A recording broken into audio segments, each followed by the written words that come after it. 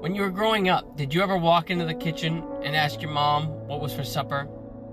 And then if it was something new, you asked what was in it. And before she was even finished, you were making faces and had decided you didn't like it.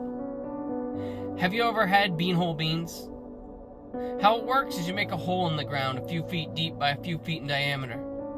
Then you start a fire, and you burn until you have enough coals to bear the pot. If the pot isn't completely buried in coals, it won't cook evenly. Then you prepare the beans, adding all the ingredients into the cast iron pot.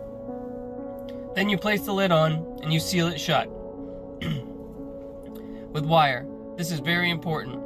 If the lid comes off or even shifts slightly, the coals will go in the pot and the beans will be ruined. Once the lid is wired up and the coals are ready, it's time to bury the pot in the coals and let them cook for 10 to 12 hours. Important note, if the wire for the lid is not secure, the beans will be ruined. You can have the best bean recipe in the world, but if the lid isn't sealed right, you may as well throw them right in the trash can because they'll be ruined. As Christians, God has begun a work in our lives. He's in the kitchens of our hearts, and He's preparing some things for us. Good things. He knows us inside and out. He knows our every need, want, and desire. So He's preparing something beautiful for us, as the Bible promises us in Jeremiah 29:11. For I know the thoughts that I think toward you, said the Lord, thoughts of peace and not of evil, to give you an expected end. But we have to trust Him.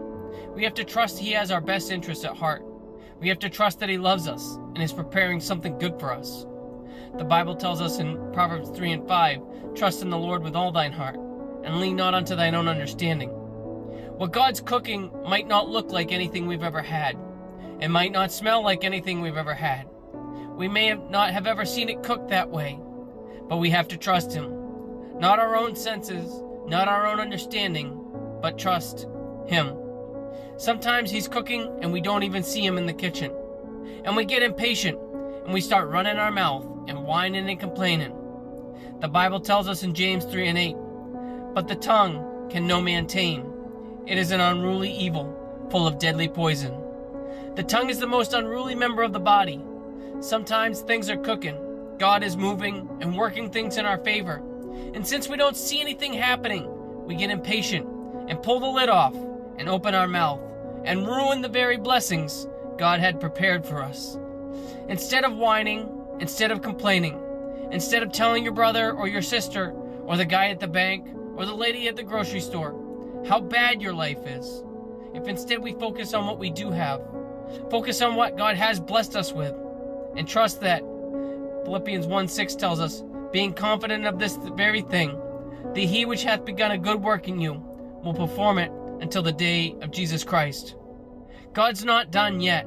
Stay faithful, be quiet, and trust God, and take everything to God in prayer, and watch as He creates the most amazing things for your life. Remember, Jesus loves you. He wants what's best for you, and He's got amazing plans for your life if you'll just trust Him. Remember, Jesus loves you, and we do too. God bless.